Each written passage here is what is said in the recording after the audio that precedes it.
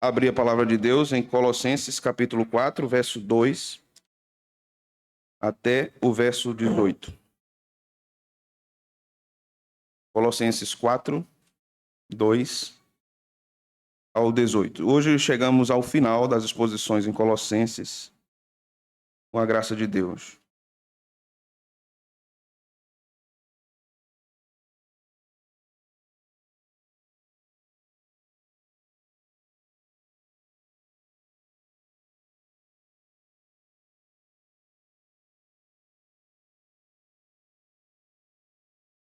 Verso 2 nos diz: perseverai na oração, vigiando com ações de graças, suplicai ao mesmo tempo também por nós, para que Deus nos abra a porta à palavra, a fim de falarmos do mistério de Cristo, pelo qual também estou algemado, para que eu o manifeste, como devo fazer. Portai-vos com sabedoria para com os que são de fora, aproveitai as oportunidades. A vossa palavra seja sempre agradável, temperada com sal, para saberdes como deveis responder a cada um. Quanto à minha situação, Tíquico, irmão amado e fiel ministro e conservo no Senhor, de tudo vos informará. Eu vou-lo envio com o expresso propósito de vos dar conhecimento da nossa situação e de alentar o vosso coração. Em sua companhia vos envio Onésimo, o fiel e amado irmão, que é do vosso meio. Eles vos farão saber tudo o que por aqui ocorre. Saúda-vos Aristarco, prisioneiro comigo, e Marcos, primo de Barnabé, sobre quem recebestes instruções. Se ele for ter convosco, acolhei-o. E Jesus, conhecido por justo, os quais são os únicos da circuncisão que cooperam pessoalmente comigo pelo reino de Deus. Eles têm sido o meu lenitivo.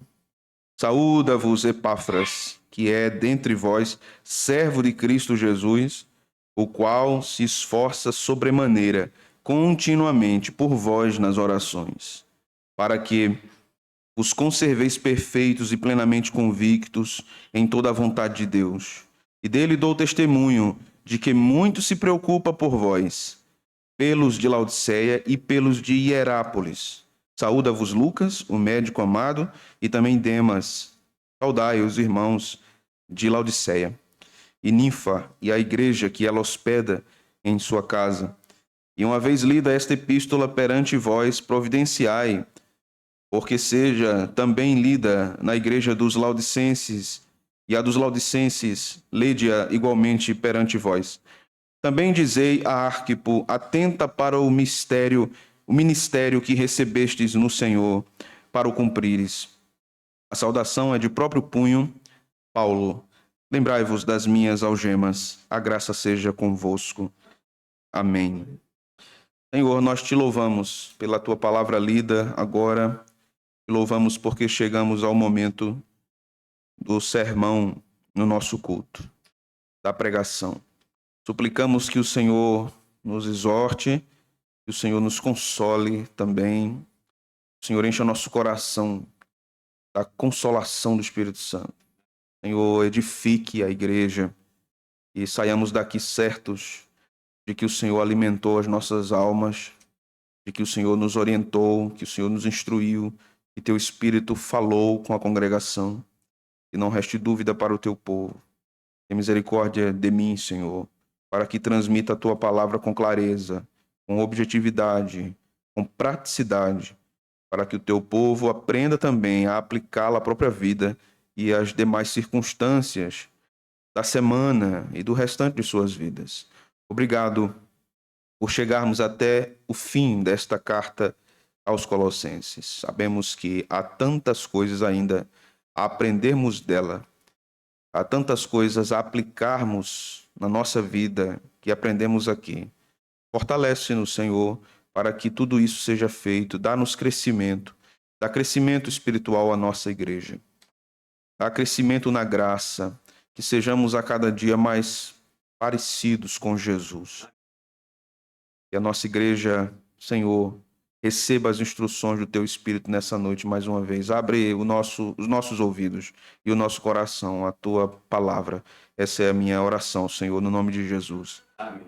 Amém. Podem sentar, meus irmãos. Com a graça de Deus, chegamos até o final das exposições de Colossenses. João Calvino dizia que esta epístola é uma pérola e ela é uma joia preciosa para a igreja. Aqui nós aprendemos a respeito da centralidade de Cristo na vida, da centralidade de Cristo para a nossa fé na salvação, em Cristo Jesus, da centralidade de Cristo no conhecimento que devemos ter das coisas, porque quando olhamos para todas as coisas na criação, a partir de Cristo, como nossa lente de interpretação das coisas, tudo muda de significado. E Paulo vai aplicando isso mais à frente, a nossa vida conjugal, a nossa vida paternal e maternal, a nossa vida no trabalho, as nossas vocações diversas que recebemos do Senhor para vivermos nesse mundo. Aqui chegamos ao final da epístola e Paulo nos fala 3 coisas importantes. Paulo nos fala aqui sobre a importância da oração no primeiro momento, a oração para a igreja, a oração comunitária da igreja. Esse é um ensino valioso na pena de Paulo no Novo Testamento. Paulo nos fala também sobre a importância e o valor do bom testemunho na igreja. E, por último, ele nos fala sobre a importância dos bons relacionamentos, ou o valor dos bons relacionamentos. Uma igreja não será amadurecida se ela não é amadurecida na prática da oração. Ela não será amadurecida se ela não é amadurecida no bom testemunho com respeito ao Evangelho, e ela não é amadurecida se ela não amadurece nos relacionamentos internos, em relação ao corpo, e também externos. O termômetro, a medida, a régua, o cânon para nós aqui, é que quanto mais conhecemos a Cristo, mais cresceremos em todas as áreas da nossa vida.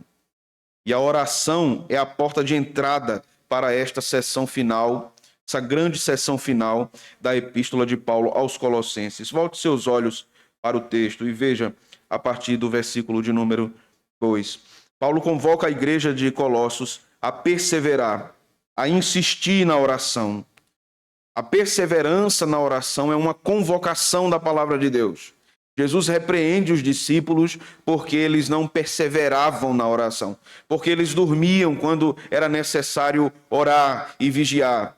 Jesus adverte os discípulos de que a vida de oração é muito importante e ele não faz isso apenas com palavras, ele faz com ações. O texto bíblico nos mostra que Jesus, em dados momentos, orava toda a noite inteira, ou boas horas da noite. O texto bíblico nos informa que Jesus, o Filho de Deus, o Verbo encarnado, Deus mesmo, orava. O próprio Deus ora em Cristo. Então, como os crentes, por exemplo, podem justificar a sua falta de inclinação à vida de oração?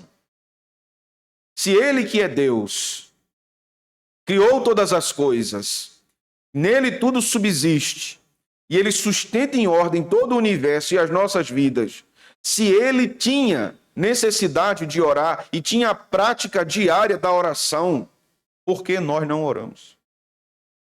Jesus se cansava, como o texto bíblico nos diz, que quando entra no barco ele dorme de cansaço. Jesus tinha fome, Jesus tinha sede, Jesus tinha todas as necessidades que um ser humano tem, ele era humano, mas mesmo cansado buscava ao seu Pai em oração. Quando em angústia e tristeza, buscava o seu Pai em oração. E por que muitas vezes nós, quando estamos consumidos pela dor, pela luta, pela tribulação, nós procuramos homens e não a Deus primeiro? Por que nós não confiamos de que Deus é a fonte de todo o bem e de que Ele é a pessoa mais importante para quem nós devemos contar todas as nossas necessidades, desafios, problemas e fraquezas? É aqui que Paulo nos ensina que a nossa oração deve ser perseverante, constante, e Paulo diz isso à igreja. E aqui já extraímos aplicações importantíssimas para a igreja, porque Paulo ensina que a igreja deve orar. Eu lembro-me aqui do Pai Nosso, quando aprendemos a ler: A oração ensinada por Jesus. Jesus ensina, orem assim: Pai nosso que estás nos céus, santificado seja o teu nome. Venha o teu reino, seja feita a tua vontade, assim na terra como no céu. O pão nosso de cada dia dá-nos hoje. Perdoa as nossas dívidas, assim como perdoamos os nossos devedores. Não nos deixe cair em tentação, livra-nos do mal, porque teu reino, o poder e a glória para sempre. Amém. Essa é uma oração ensinada à congregação, irmãos, à igreja. Observe que Jesus não ensina assim. Orem assim: meu Pai, proveja o meu pão, perdoe o meu pecado, livre-me das minhas tentações. Não é assim a oração. A oração é livra-nos, dá-nos. A oração é conjunta. É pelo bem da igreja como um todo. A oração da igreja, da comunidade, é muito importante para o vigor da própria igreja. Agora, nós sabemos muito bem disso, que o culto menos frequentado de uma igreja evangélica dos nossos dias é a reunião de oração.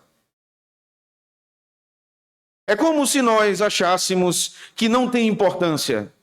Ou tem, mas nós temos outras coisas para fazer. O cansaço nos impede.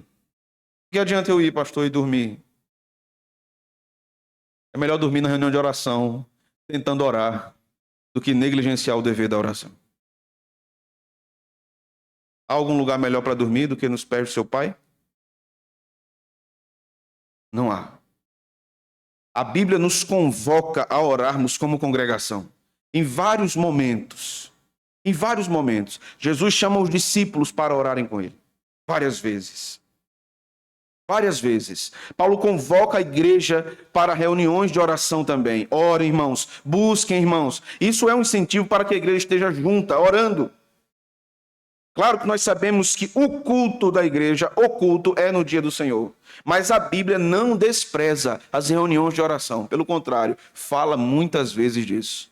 Irmãos, antes que o Espírito descesse em Pentecostes, a igreja estava fazendo o quê? Estava numa reunião de oração. A igreja estava numa reunião de oração. Quando Pedro estava preso e todo mundo com medo, a igreja estava fazendo o quê? Orando, buscando ao Senhor. E aquela é uma situação bem engraçada. Porque a igreja estava pedindo que Deus libertasse seu servo. Que Deus tivesse misericórdia do seu servo. Ali é um exemplo claro do crente que não acredita quando Deus responde às orações. E o povo estava orando e daqui a pouco o pastor chegou na porta. Ele disse: abre aqui. Um anjo abriu a porta para ele, ele saiu e chegou lá. A coitada da irmã foi, olhou e disse: oxe, é o pastor. E ela ficou tão atordoada que ela nem abriu. E Pedro lá, ela volta e disse: irmãos, é o seguinte, o pastor Pedro tá lá fora. Você conversa. Tu tá ficando doida, menina. Tu tá vendo coisa, viu? Não, ele tá aí. Ali é um exemplo de uma igreja que estava orando, buscando a Deus em oração. De alguma forma afirmava que Deus poderia fazer, mas não acreditava quando Deus respondia. Será que nós somos diferentes disso, irmãos? Sim, há valor nas reuniões de oração. Preciso colocar também uma coisa aqui importante, que às vezes a gente afirma essa frase e precisamos ter cautela com ela. Muitas vezes ouvimos que a oração tem poder. Quem tem poder é Deus. Deus tem poder. O poder pertence ao Senhor. É assim que a Escritura nos ensina. Mas a oração é o meio pelo qual Ele determinou que responderia às nossas necessidades. Deus quer que oremos. Mas Ele não sabe o que vai acontecer, sabe. Mas Ele quer que oremos. Como Ele sabe quem vai ser salvo, mas Ele quer que preguemos. Ele quer que anunciemos a palavra. Então é dever do crente orar, mas não devemos observar a oração apenas como um dever, mas como um privilégio, como um deleite, estar na presença de Deus em oração. Ah, meus irmãos, se nós orássemos mais, como seria diferente? Como o nosso interior seria diferente? Como as nossas reações seriam diferentes? Se nós estivéssemos mais próximos do Senhor em oração, certamente as convicções do nosso coração, em meio ao turbilhão de problemas que nos envolvem, a segurança dentro de nós seria muito maior, porque o Senhor está conosco, o Deus de Jacó é o nosso refúgio. Não esmoreçamos na oração. Jesus nos ensina a perseverarmos na oração e não esmorecer. Se você, meu irmão, minha irmã, tem orado por anos pela conversão dos seus filhos, conversão do seu marido, de sua esposa, de um familiar, de um amigo, de um primo, de um sobrinho, se são muitos anos e ainda não surtiu nenhum efeito, continue orando. Continue buscando ao Senhor. Continue confiando de que o seu Deus está ouvindo as suas orações. Embora muitas vezes pareça que você está falando sozinho com as paredes. Será que nós não nos sentimos assim muitas vezes? E oramos e apresentamos ao Senhor tantas coisas e não temos nenhum sinal, nenhuma resposta, nenhuma evidência de que Deus está agindo. E parece que isso sinaliza para nós que nós devemos parar de orar. A resposta bíblica é: não pare. Não pare. Só pare de orar se você está orando por algo pecaminoso. Aí você deve parar de orar. Se você estiver orando por algo que vai contra a vontade de Deus, então você deve parar de orar. Jeremias orava pelo povo rebelde e Deus não queria que ele orasse e disse isso a ele: não ore, porque eu não vou ouvir. Mas ele teimava e continuava orando. Se você ora por uma causa de que Deus permite, que Deus incentiva, persevere na oração, não desista. Deus está ouvindo a sua oração, cada palavra, cada gemido, cada lágrima, cada sofrimento posto diante do Senhor em oração. Até quando você não tem palavras e apenas fecha os olhos ou ajoelha diante dele. Se você não ora porque não consegue, o Espírito Santo ora por você. Deus nos consola por meio da oração. Diz a Escritura que Jesus, em angústia no jardim, Deus enviou um anjo para consolá-lo. Eu não vou prometer a você que Deus vai mandar um anjo para consolar você. Mas eu posso lhe dizer que o Consolador estará com você todos os dias. Melhor do que um anjo. Paulo diz aqui, então, vigiando com ações de graças, vigiando com gratidão no coração. Persevere na oração, mas não azede. Não fique amargo, porque Deus não está dando respostas imediatas. Vigie em ter um coração grato, mesmo quando Deus não diz sim ao que você está pedindo. Alimente a gratidão no seu coração. Deus pode não estar agindo imediatamente no que você está pedindo, mas Ele está agindo.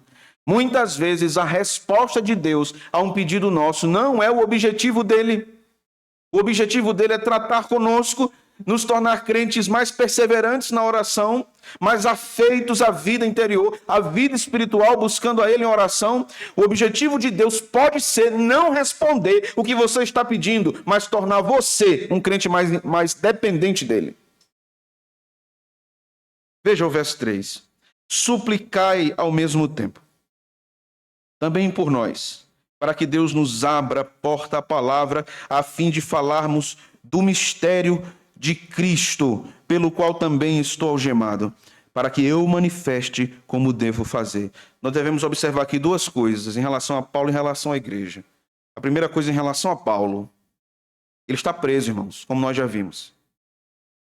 Em algum momento, você lê nas epístolas da prisão, Paulo suplicando exageradamente: irmãos, orem para que eu saia daqui. Ore para Deus me livrar. Bom, se fosse eu e você, a gente fazia na hora, na bucha. Não tinha... Irmãos, ore por mim, irmãos, para que eu saia daqui, eu estou preso. É muito ruim ficar aqui. Olha, é gabiru, é frio, é cobra, é tudo que não presta, está aqui. Até Satanás. Orem por mim para que eu saia daqui, irmãos. Mas Paulo não faz isso. O pedido de Paulo é o seguinte: orem por mim, irmãos. Supliquem. A ideia de súplica aqui, essa palavra ele usa várias vezes nas epístolas da prisão. É também uma oração quase que desesperada diante do Senhor. Supliquem. Uma oração urgente para que eu possa pregar a palavra, para que eu possa falar do evangelho. Veja a importância que Paulo está dando a isso. Ele não está olhando para ele mesmo. Isso reverbera o que ele diz em outro lugar: não tenho a minha vida por preciosa, contanto que eu cumpra o que recebi do Senhor. Para mim, viver só tem sentido se for em função de Cristo. porque eu não vivo mais, mas Cristo vive em mim, e a vida que agora eu vivo, vivo pela fé no Filho de Deus. Orem por mim, irmãos, para que eu pregue a palavra, para que eu manifeste o mistério de Cristo, que eu tenha oportunidades de falar do Evangelho. Como devo fazer? É o que ele diz no verso 4. O que importa, é o que ele está dizendo, irmãos, o que importa a meu respeito é que eu faça o que o Senhor me entregou a fazer. Meus irmãos, aqui também devemos observar algo em relação à igreja. A importância da congregação orar pela pregação. Precisamos orar por isso. Todos os dias, todas as semanas. Senhor, abençoe a pregação do púlpito de nossa congregação.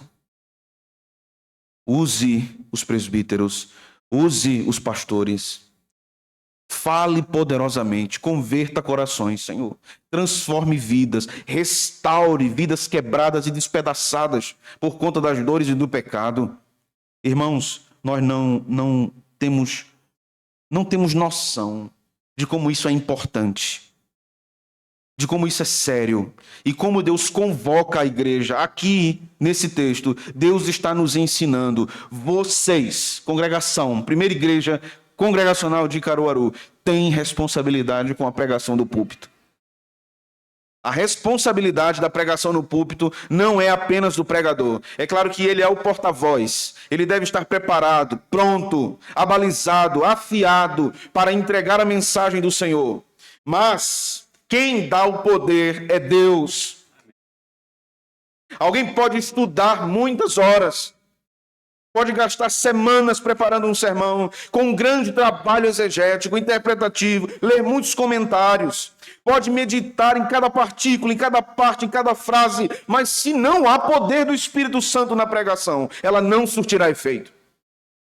Deus age por meio da proclamação, e a pregação é única.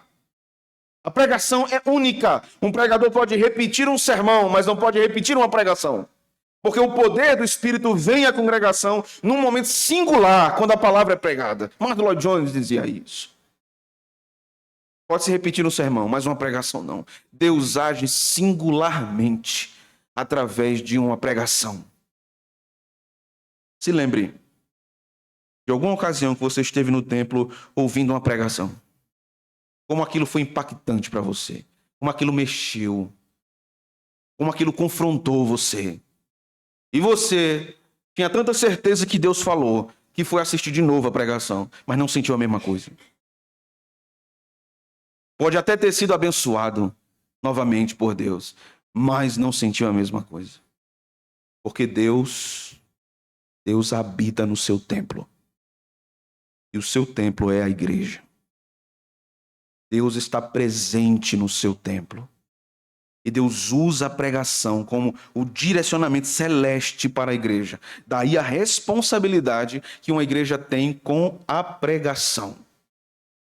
O zelo pela pregação. Isso, repito, não é algo apenas relacionado ao ministério dos pastores e dos presbíteros numa congregação local. A igreja deve valorizar muito a pregação. Muito, porque a igreja tem responsabilidade quanto à pregação. Logo, quando um crente está num lugar que não há pregação e ele permanece ali, ele tem responsabilidade quanto a isso. Ele tem responsabilidade diante do fato da palavra não ser proclamada com fidelidade naquele lugar. Ele vai ficar fazendo o que ali, se a palavra não é pregada? Justifica como? Porque meus pais, minha mãe, meu irmão, minha esposa, eu tenho muitas ligações, eu entendo tudo isso. Aquele que ama mais o pai, a mãe e o irmão do que a mim, não é digno de mim. Esse é o fato. A pregação é mais importante. A adoração a Deus é mais importante. Eu digo aos meus na minha casa, vocês não são mais importantes do que Deus para mim. Deus ocupa um lugar insubstituível. Deus ocupa o lugar mais elevado na minha vida, no meu ministério. Ele é o meu Senhor. E se eu não fizer isso, os meus são levados ao erro. Se eu não fizer isso com a congregação que eu pastoreio, os meus são levados ao erro. Deus nos dá responsabilidade diante do fato de que precisamos ouvir a pregação. Então, no dia santo do Senhor, vem à igreja orando, pedindo que Deus use o pregador, que Deus o encha do poder do Espírito Santo, da capacitação do Espírito Santo, que a Escritura chama de unção, que Deus o levante com poder para anunciar as verdades do Evangelho e use suas palavras para penetrar nos corações de cada um que chegar aqui. Vamos para a segunda parte, verso de número 5.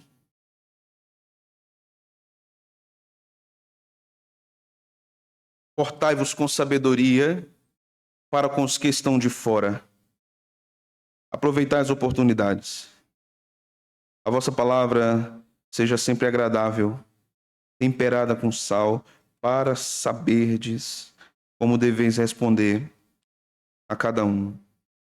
Paulo agora orienta a igreja a não só orar para que Deus use aquele servo, ministro, apóstolo na pregação.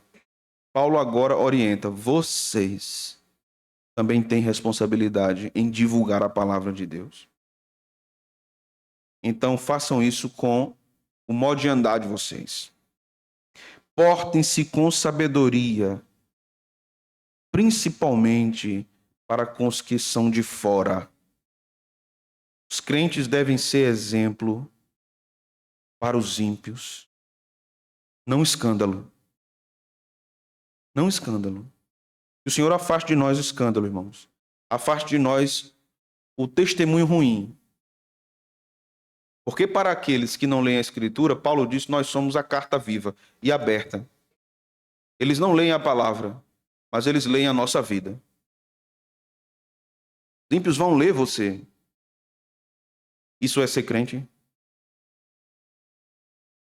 Fique longe de desonestidades, fique longe de mentiras, fique longe de fofocas. Não se alegre com isso. Fique longe de mexericos. Fique longe de pecados da língua, como Paulo falou. Tenha cuidado, porque os ímpios estão observando o seu comprometimento com o Senhor. O que você diz terá um peso, terá um retorno. Então, por isso Paulo diz: a palavra de vocês seja agradável, temperada com sal, para saberdes responder a cada um. O que você fala é importante, e que o que sai da sua boca seja evangelho.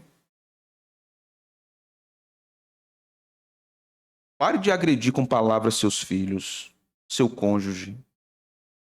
Pare com isso. Pare de esbravejar, explodir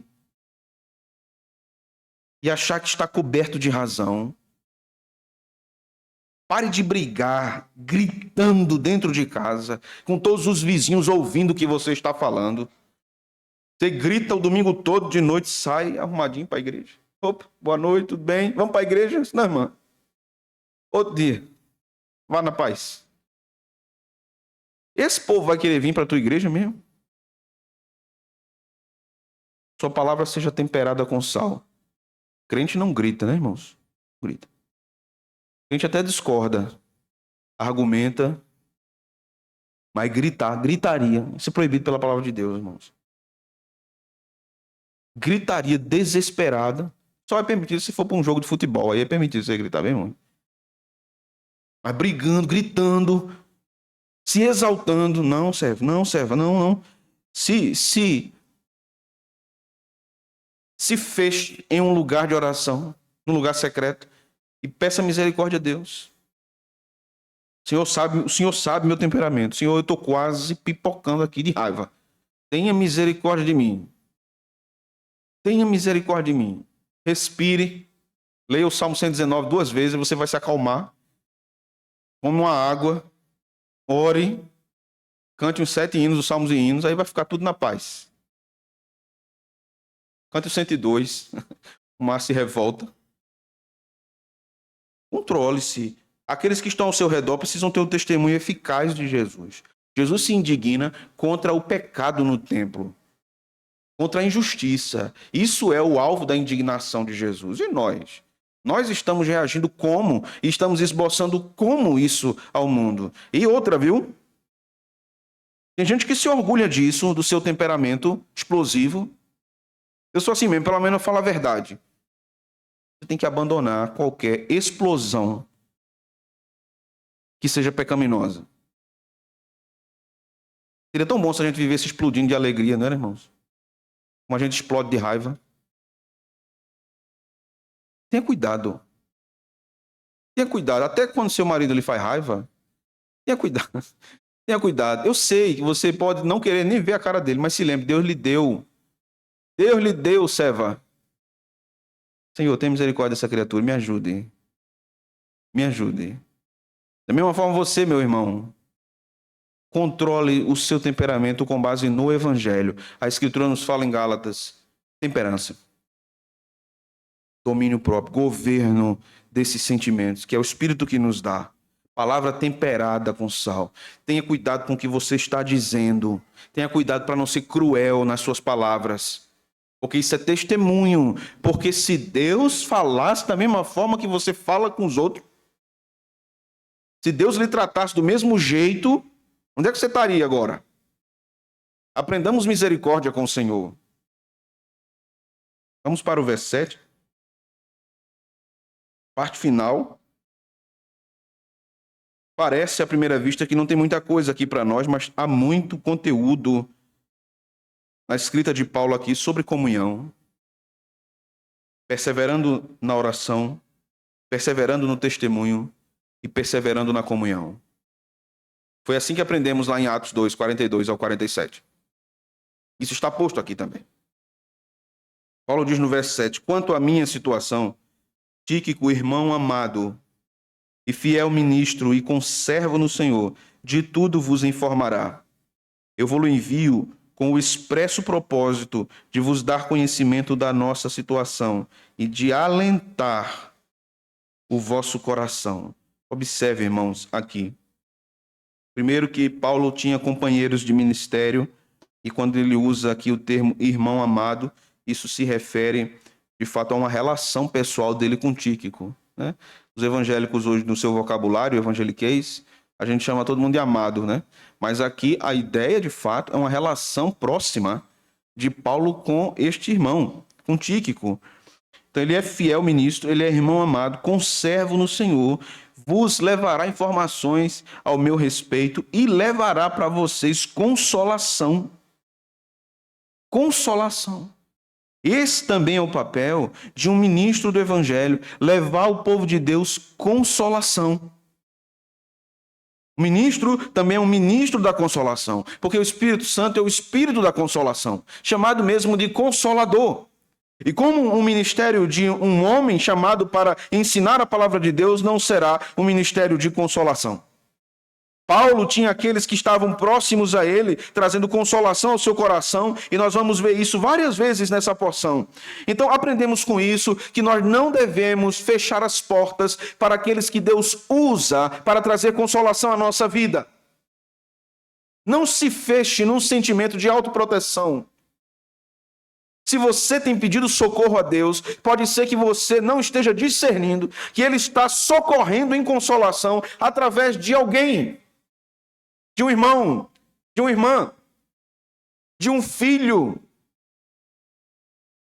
de um pai, de um avô, de uma avó, de um tio, de uma tia, de um amigo, de uma amiga. Deus usa pessoas para trazer consolação à nossa vida. Valorizemos isso, irmãos. Aqui está o valor da comunhão, porque a igreja, não apenas a relação entre irmãos, mas a igreja é uma comunidade consoladora.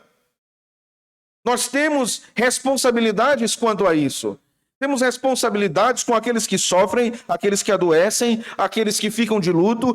Toda a igreja deve estar envolvida nisso. Isso é ser comunidade, é viver como um povo que recebe constante consolação do Espírito Santo e se põe nas mãos do mesmo Espírito para ser um instrumento para a consolação de outros. Uma igreja não é um lugar que você entra para consumir um produto e ir embora e não se envolve com nada. Isso está acontecendo no nosso tempo. Muitos têm abandonado a vida comunitária e se tornaram consumidores da fé, consumidores da pregação. Para muitos é melhor assistir grandes pregadores na internet do que viver as problemáticas e os dramas e as tensões de uma igreja local. Mas é na igreja local, na mesma igreja, que nós vivemos tensões, dificuldades, sofrimentos, problemas, desentendimentos. É nessa comunidade que o Espírito traz consolação à nossa vida, à nossa casa, à nossa família. Não desista da igreja, porque Jesus não desistiu. Eu não posso desistir da igreja, porque o meu Senhor não desistiu. Deus não desiste da igreja. Veja, verso 9. Em sua companhia vos envio Onésimo, o fiel e amado irmão, que é do vosso meio. Eles vos farão saber tudo o que por aqui ocorre. Vocês se lembram de Onésimo? Onésimo é aquela figura central no discurso de Paulo para Filemão, que foi escravo de Filemão, fugiu. Filemão estava bravo. E Paulo faz a mediação entre os dois. Paulo chama Filemão aqui de o fiel, chama Onésimo aqui de o fiel e amado irmão, que é do vosso meio. Onésimo era de Colossos. Possivelmente Filemão também era de Colossos. Alguns chegam a dizer que há uma possibilidade de Filemão ser até um presbítero na igreja colossense. Onésimo errou. Mas agora ele é chamado por Paulo de o fiel e amado irmão. Aprendemos o que aqui, irmãos? Que Deus muda pessoas. Que Deus muda até pessoas que antes eram não confiáveis, que erraram, que pecaram, que caíram, que agiram de forma errada. E que Deus pode fazer com que elas sejam chamadas de fiel e amado irmão. Não duvide disso. Não viva desconfiado das pessoas. E Paulo é um exemplo disso. Era um pastor que não vivia desconfiado das pessoas. Agora imagine um pastor desconfiado. Pastor desconfiado, como é que ele faz? Está desconfiado todo mundo. Paulo acreditava no poder do evangelho para a transformação, e eu acredito também. Eu acredito também.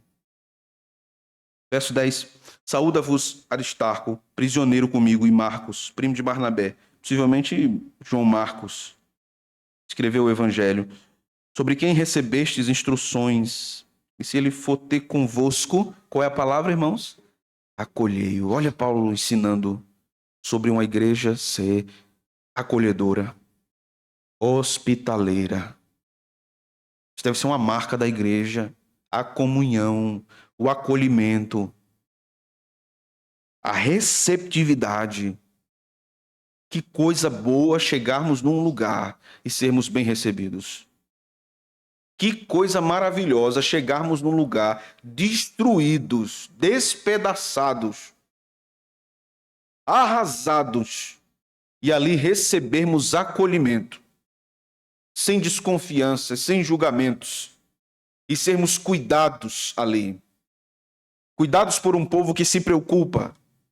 Que coisa boa. No meio da semana, do nada, alguém liga para nós e pergunta: como você está? Você está bem? Hoje eu tenho orado por você. Alimentemos isso, irmãos. Que nossa igreja seja uma igreja acolhedora. Acolhedora. Que as pessoas sejam impactadas por duas coisas: pela pregação do evangelho, pelo cumprimento, o comprometimento da igreja com essa pregação, e outra, pelo acolhimento. Que o nosso acolhimento constranja as pessoas, que mostre a elas o seguinte: minha gente, por que nós somos assim acolhedores? Porque nós amamos a pregação fiel do evangelho. E essa pregação penetra na nossa vida, e nós não podemos ser diferentes. A pregação nos muda. Então a pregação da palavra de Deus, o ensino da palavra de Deus, de modo geral, em todas as áreas na igreja, nos transforma em pessoas mais parecidas com Jesus. E Jesus acolheu prostituta, acolheu ladrão, acolheu todo mundo que não presta. Jesus não disse assim, olha, primeiro se conserte e depois chegue perto de mim. Eu não me associo com você. Eu não me associo com esse tipo de pessoa. Essa não era a fala de Jesus. Jesus tocava em leproso. Jesus conversava com o publicano. Jesus conversava com prostituta. Jesus sentava num poço esperando uma mulher adúltera. Porque Jesus comunicava esse acolhimento. A igreja de Deus deve comunicar também acolhimento. Minhas irmãs, quando chegarem mulheres nessa igreja, vocês têm a tarefa de acolhê-las. Vocês têm a tarefa de se aproximar, de perguntar o nome, de perguntar se podem tomar um café juntas, uma visita, de chamar para uma reunião de oração, para um trabalho da UAF. Essa é a tarefa das minhas irmãs. Amém. Meus irmãos, quando chegarem homens na nossa comunidade, na nossa igreja, é a nossa tarefa envolvê-los, convidá-los, nos aproximarmos deles, dizermos a eles que é bom tê-los aqui conosco.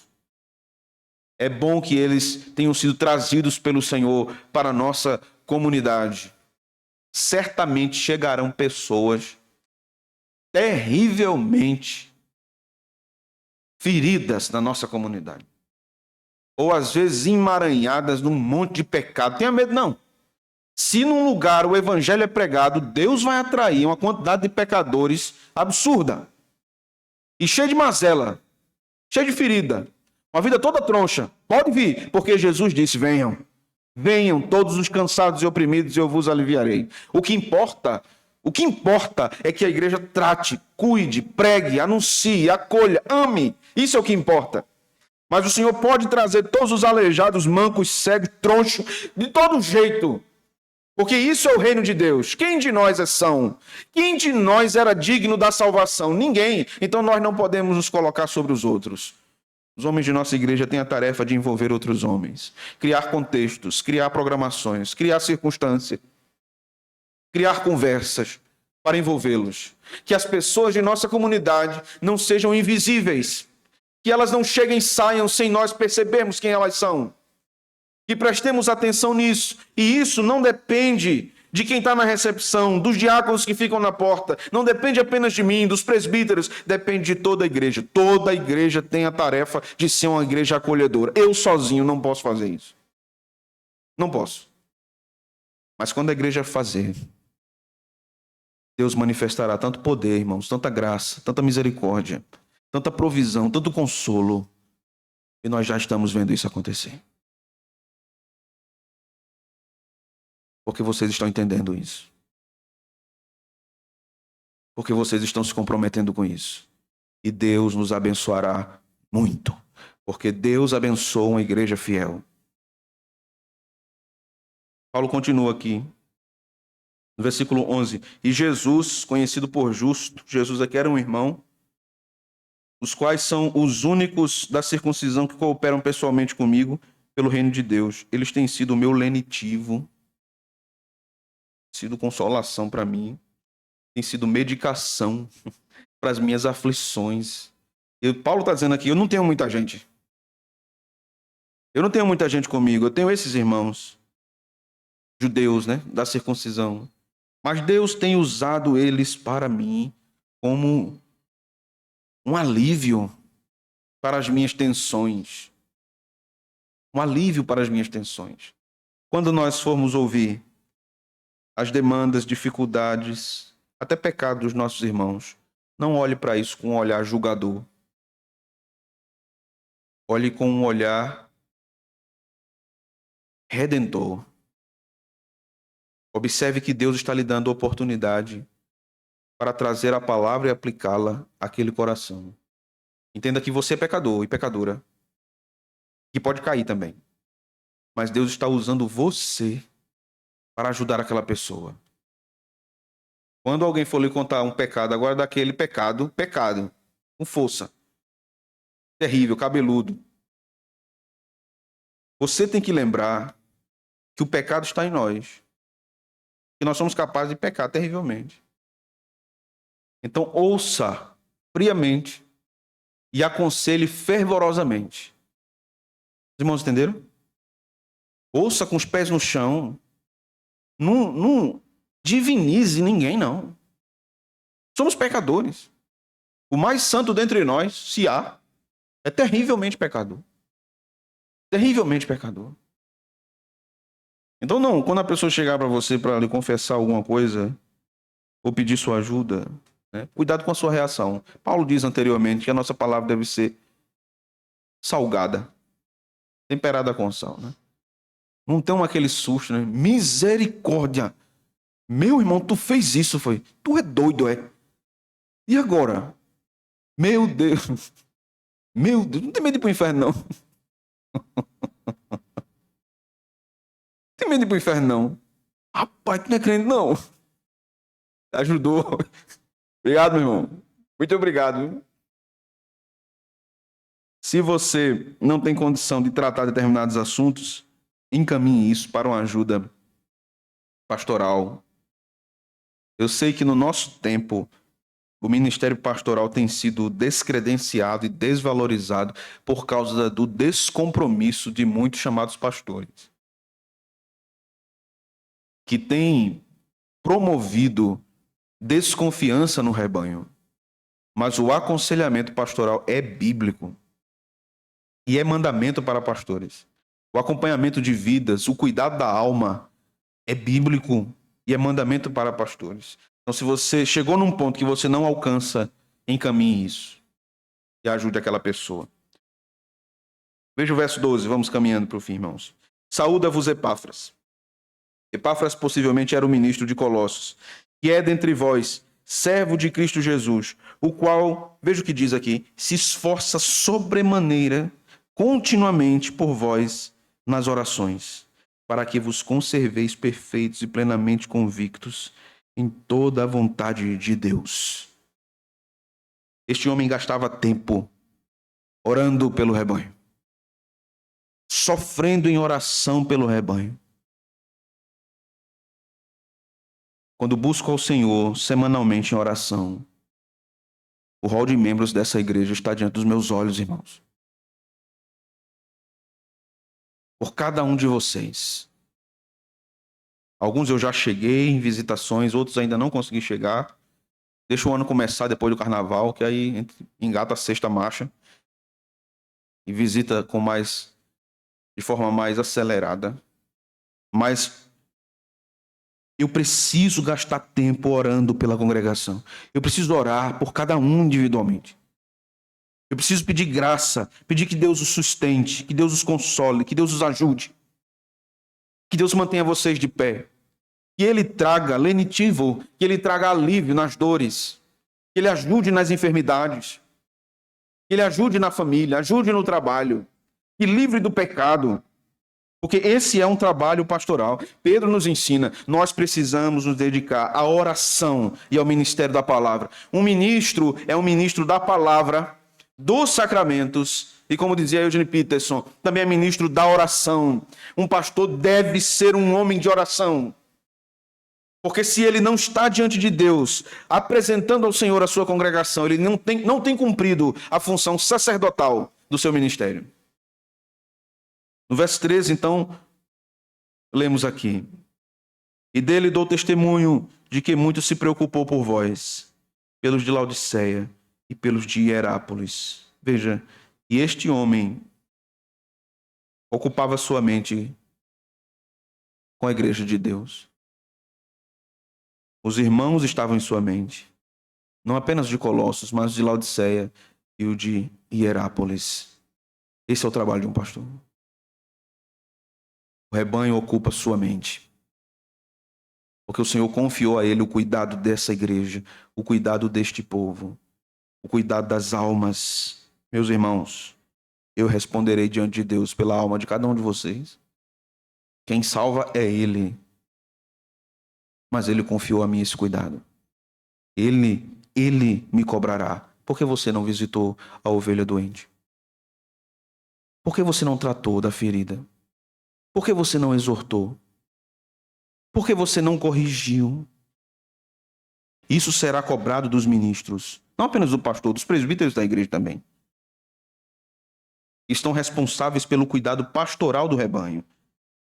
Epáfras se preocupava. Então, um conselho que eu já dei outras vezes e dou de novo, né? Não venha com aquela frase bonita. Pastor, eu não queria que você se preocupasse.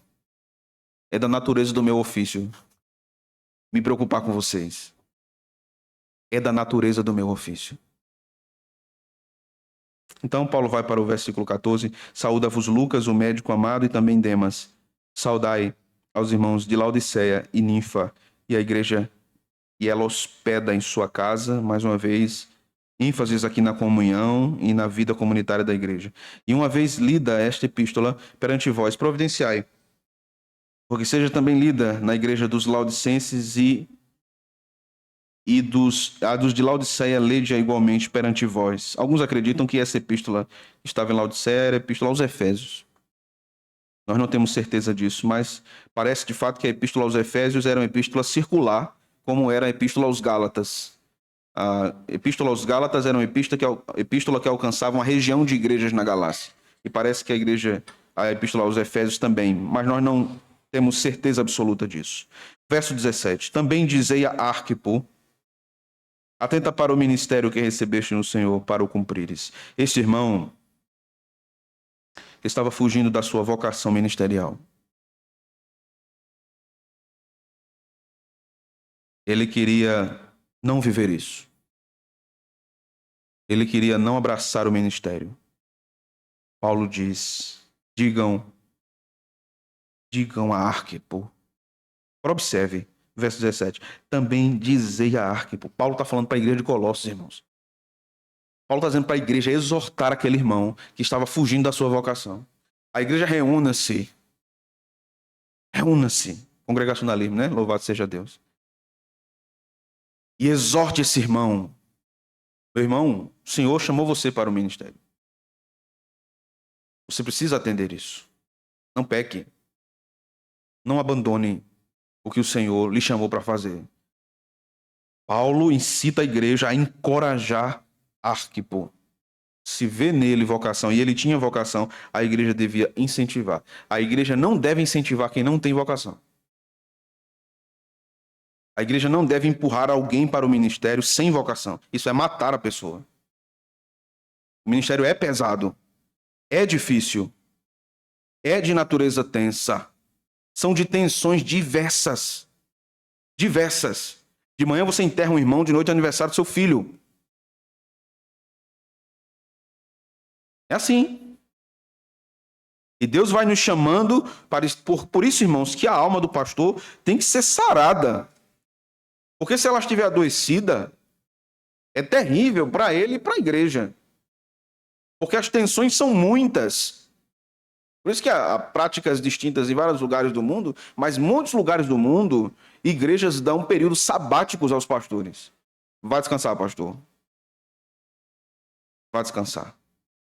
E ele passa um tempo de repouso, de recolhimento, para voltar bem. Daí a importância de um pastor também valorizar, não só o pastor, todos os ministros da igreja, valorizar períodos de descanso. É preciso, irmãos, é necessário e é bíblico. É bíblico.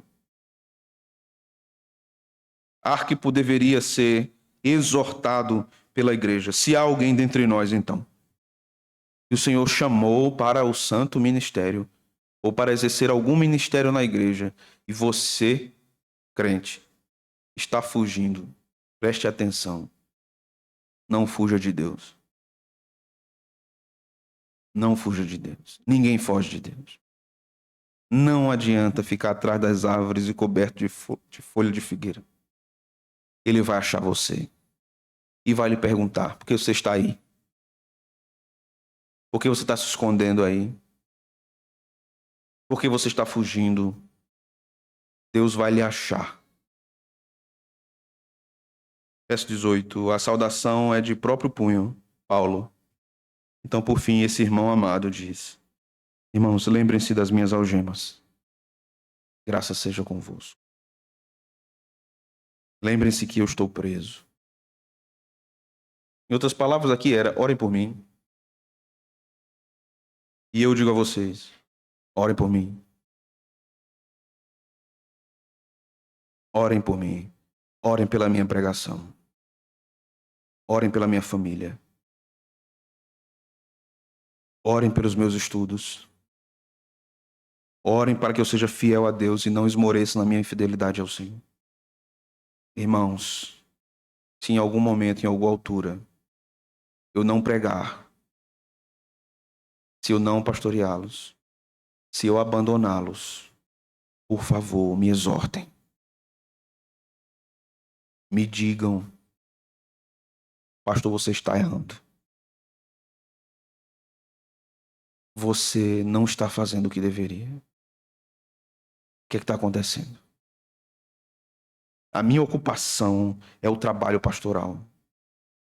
E eu preciso ser fiel a Deus nisso da melhor forma possível. Certamente eu serei limitado em várias situações. E eu preciso dar orientações finais sobre isso também. Eu só posso saber se tem um irmão doente, se alguém me contar. Certo, irmãos? Certo, irmãos? Só se alguém me disser. Eu não estou nesse nível ainda. Eu chegar, a irmã Joadete está doente, vai lá. Eu não estou. Alguém tem que me dizer. E a pessoa doente também, se puder. Pastor, estou doente aqui, viu? Estou ruim, olha por mim. Eu preciso saber.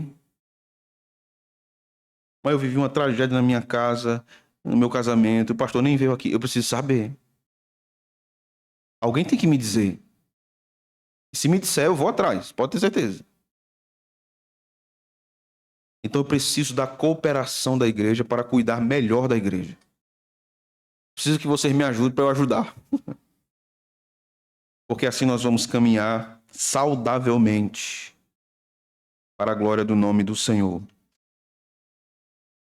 Vamos orar? Eu quero orar por vocês.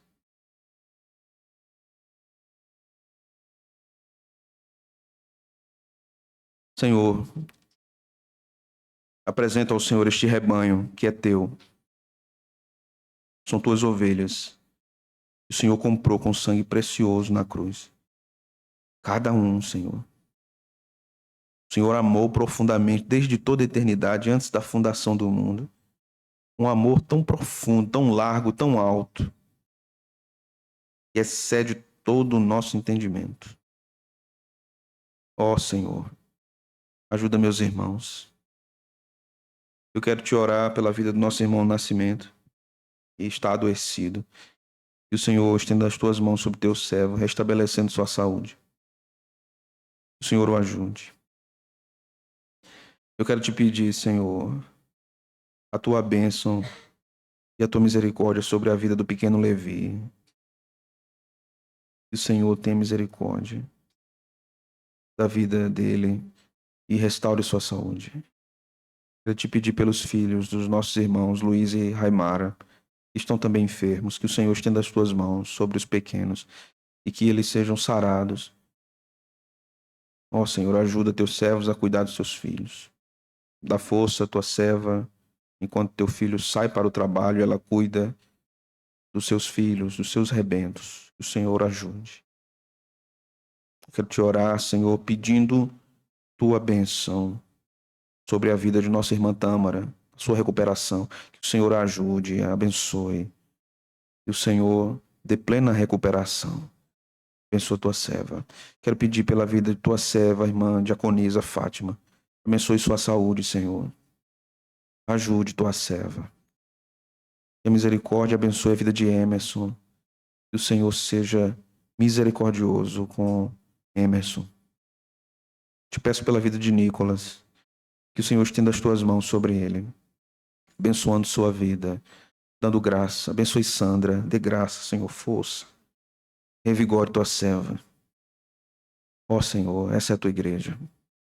Te peço pelas famílias da igreja, que o Senhor abençoe. Casamentos que estão enfrentando dificuldades, desentendimentos, que o Senhor estenda as suas mãos. Que o Senhor traga paz, traga harmonia, traga restauração sobre a vida de cada lar. Que o Senhor tenha misericórdia dos filhos, das crianças de nossa igreja, dos adolescentes. Livra-os, Senhor, do mal. Livra-os da vida pecaminosa, das paixões desse mundo. Que eles sejam firmados na tua palavra, no teu evangelho. Que eles conheçam Jesus. Esse é um Jesus. Eu te peço por todos os que estão envolvidos na área de ensino, na nossa igreja, professores e professoras da escola dominical, que são instrumentos teus na instrução dos irmãos, professoras da classe de mulheres, da classe de homens, da classe de casais, das crianças, dos jovens, dos adolescentes, que eles sejam usados pelo Senhor com profundidade espiritual e assertividade bíblica para aplicar a tua palavra ao coração de cada aluno de nossa EBD. Abençoa, Senhor, nossa escola dominical, que ela cresça mais e mais. E vejamos o interesse crescente de nossa igreja pelos trabalhos propostos, Senhor, e o envolvimento de cada um de nós. Te peço pelos solteiros de nossa igreja, que o Senhor abençoe-os, guarde-os, fortaleça-os, providencie casamento para aqueles que têm vocação para isso. Que o Senhor seja bondoso nessa área. Eu te peço, Senhor, pela conversão de pecadores no nosso meio, que o Senhor salve pessoas aqui, que o Senhor transforme corações aqui, que o Senhor use a pregação, use o ministério, use, Senhor, os ofícios para reverberar a mensagem do Evangelho. Te peço pelos presbíteros da igreja, que o Senhor os ajude, presbítero Valdir, presbítero Leandro, presbítero Luiz, que o Senhor os ajude poderosamente. Fortalece teus servos, Senhor. Abençoa suas casas, seus casamentos. Que o Senhor os ajude, Senhor, a caminhada. O Senhor conhece as demandas e os pedidos que estes servos teus têm colocado diante do Senhor. Fortaleça-os para a obra, para o ensino, para o acompanhamento do rebanho. Eles são pastores dessa igreja também. Te peço pelos diáconos de nossa igreja, que o Senhor abençoe todos eles, fortalecendo para o trabalho de socorro e misericórdia na nossa congregação. Abençoe Soniel, Senhor, sua esposa. Abençoe Josias, sua esposa, os filhos dos teus servos. Que o Senhor os fortaleça. Abençoe as diaconisa Jodete. Que o Senhor a ajude. Que o Senhor dê forças à tua serva para continuar te servindo, Senhor, e abençoando esta congregação. Bem como nossa irmã Fátima, diaconisa dessa igreja, que o Senhor a fortaleça poderosamente, que o Senhor dê graça à tua serva, trazendo alegria ao seu coração. Que o Senhor abençoe a diaconisa Marlene, Senhor, abençoe sua saúde, abençoe sua casa, Senhor, filhos, que o Senhor dê graça à tua serva. Esses irmãos são tão preciosos para essa igreja, Senhor, que o Senhor os sustente, os mantenha de pé e firme. Obrigado, Senhor. Obrigado por tê-los comigo, obrigado por tê-los conosco aqui na nossa igreja. Abençoe, Senhor, nossa cidade. Abençoe, Senhor, este período de carnaval. Tem misericórdia, Senhor. Que o Senhor nos guarde de todo mal. Que o Senhor nos preserve, nos dê livramentos. Que o Senhor guarde os nossos jovens desse período carnal e terrível. Que o Senhor nos dê descanso nesse período também, para aqueles que vão descansar. Que o Senhor tenha misericórdia daqueles que trabalharão nesse período de carnaval. Nosso irmão Alberaci, que tem trabalhado anos a fio nesse período carnavalesco. Livra teu servo de todo o mal, Senhor. Protege teu servo, nós te pedimos isso. E depois desse período, Senhor, traga o teu povo de volta para cultuar ao Senhor e estarmos louvando o teu nome juntos. Abençoa a nossa nação, Senhor. Abençoa os poderes dessa nação. Tenha misericórdia de nós. Livre-nos do mal. Livre-nos do homem mau. Livre-nos dos homens corruptos. E que nossa nação experimente prosperidade, paz, liberdade, Senhor, de expressão religiosa. É o que nós te oramos no nome santo de Jesus. Amém. Amém. Vamos ficar de pé, irmãos. Vamos afirmar